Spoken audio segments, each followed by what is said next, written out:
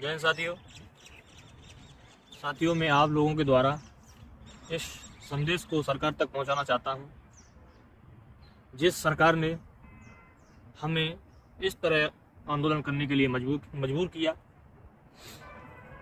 जिस सरकार की वजह से, इस सरकार की गलत नीतियों की वजह से आज हम लोग यहाँ पर सड़कों पर धरना प्रदर्शन कर रहे हैं, तो उस सरकार को मैं संदेश पहुंचाना चाहता हूं कि सरकार को भूलना नहीं चाहिए कि हम युवा हैं और युवाओं को जब युवाओं का आंदोलन उठा है तब तक महाक्रांति जगी है। और सरकार को ये भी ध्यान रखना चाहिए कि युवाओं की क्रांति ने ब्रिटिश सरकार को भी झुकने पर मजबूर कर दिया था। वीर भगत सिंह, सुखदेव, राजगुरु, राम प्रसाद बिस्मिल और अशफाक उल्लाह खां जैसे महान वीर योद्धाओं ने हंसते हंसते अपने प्राणों को इस देश के लिए न्यौछावर किया है। हम उन्हीं युवाओं में से हैं, हमारे अंदर भी वो जज्बा है, लेकिन बस फर्क इतना है कि उन वीर योद्धाओं ने ब्रिटिश सरकार के लिए लड़ाई लड़ी थी, विदेशी हुकूमतों को बाहर रोकने के लिए लड़ाई लड़ी थी, लेकिन हम अपनों से हार रहे हैं। हमें अपनों से लड़ना पड़ रहा है, इसलिए क्योंकि ये सरकार हमारी अपनी है, इसलिए हम कोई उग्र या गलत तरीके से कुछ करना नहीं चाहते हैं। ये सरकार को समझना होगा और इन युवाओं का हुनर भी पहचानना होगा, इन युवाओं का जोश भी पहचानना होगा। युवाओं को जोश का सही इस्तेमाल कीजिए, न कि उनको गलत दिशा दीजिए। युवाओं के जोश का यदि सही इस्तेमाल नहीं किया गया तो ये इस देश के लिए बहुत ही शर्म की बात है। जो युवा अपने मर मिटने के लिए तैयार हैं, उनको सरकार इस देश की सेना में लेने तक को राजी नहीं है, जबकि वो सारी योग्यताएं पास कर चुके हैं जो एक भारतीय सैनिक में होनी चाहिए। तो यह सरकार के इतनी सी समझ नहीं है कि इन युवाओं को हम जोश को ठंडा कर रहे हैं। सरकार ये भी समझ ले कि इन युवाओं की और इस सरकार की बीमारी भी एक ही है, लेकिन घाव जरूर अलग अलग है। इस सरकार को अपनी गद्दी से मोह है, लेकिन इन युवाओं को अपने देश से और अपनी इस सेना की वर्दी से मोह है। ये सरकार उस गद्दी को छोड़ना नहीं चाहती और ये युवा अपने देश की रक्षा के लिए अब देश की वर्दी को नहीं छोड़ना, सेना की वर्दी को नहीं छोड़ना चाहते हैं। देश की सुरक्षा, देश की रक्षा सबसे बड़ा धर्म है, ये सरकार को भूलना नहीं चाहिए। अरे आप ही की सरकार के अटल बिहारी वाजपेयी जी थे, उनकी सिर्फ एक वोट से सरकार कर गई, किंतु सरकार सत्ता से मोह नहीं था। उन्होंने कहा भी था कि सरकारें बनती हैं, बिगड़ती हैं, लेकिन ये देश बनना चाहिए, ये देश रहना चाहिए। लेकिन इस सरकार के नेताओं को, इस सरकार के चीफ को ये नहीं पता, हमारे देश के प्रधानमंत्री जी को ये नहीं पता इस देश का क्या होना, ये देश रहना चाहिए या नहीं रहना चाहिए।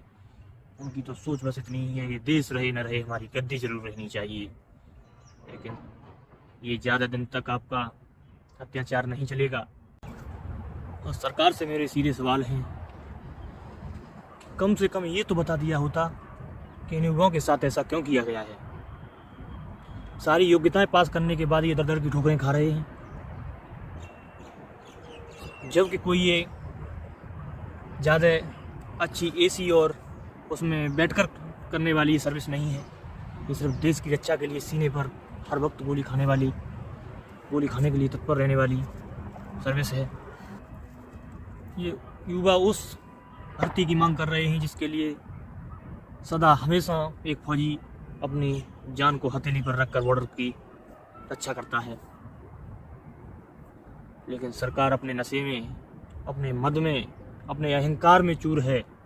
उसे इतना भी भान नहीं हो रहा है कि ये युवा सड़कों पर प्रदर्शन करने के लिए मजबूर हैं। इनमें से कुछ युवा तो साथी ऐसे हैं जो आर्मी एग्ज़ाम है उनका, लेकिन उनका तो आर्मी एग्ज़ाम होना ही नहीं था, एनसीसी सर्टिफिकेट वाले हैं। सरकार को ये भी ध्यान रखना चाहिए, एनसीसी वाले बंदों को हथियारों की भी ट्रेनिंग दी गई है। जब इन युवाओं की बात नहीं सुनी जाएगी तो इनको दिशा गलत मिल गई, इनका जोश जो गलत जगह चला गया तो इस देश के लिए कभी भी खतरा बन सकता है। सवाल इस देश की सुरक्षा का भी है। कुछ साथी तो बोल रहे थे कि हम तो रशियन आर्मी में जाना चाहते हैं। अब देश की सरकार हमारे हौसलों को, जज्बों को नहीं पहचान रही है। कोई बोल रहा है भाई यूक्रेन में युद्ध चल रहा है, वहाँ पर हम जाना चाहते हैं। देश की सरकार को अपने युवाओं का जोश नहीं पहचान में आ रहा है और युवा अपना देश छोड़कर भागने की बात कर रहे हैं। जैसे हमारे देश के साइंटिस्ट विदेशों में हैं, जिस तरह के युवा सेना से संबंधित, सेना को छोड़कर यह देश से भागने लगा, तो इस देश का क्या होगा? कभी इसके बारे में सोचा है? दिल्ली में बैठी सरकार ये कान खोलकर सुन ले कि इन युवाओं को न्याय दे, इन युवाओं का छीना हुआ हक वापस करे, नहीं तो इस देश में गंभीर समस्याएं बढ़ सकती हैं। इस देश में जो नहीं होना चाहिए वो भी हो सकता है।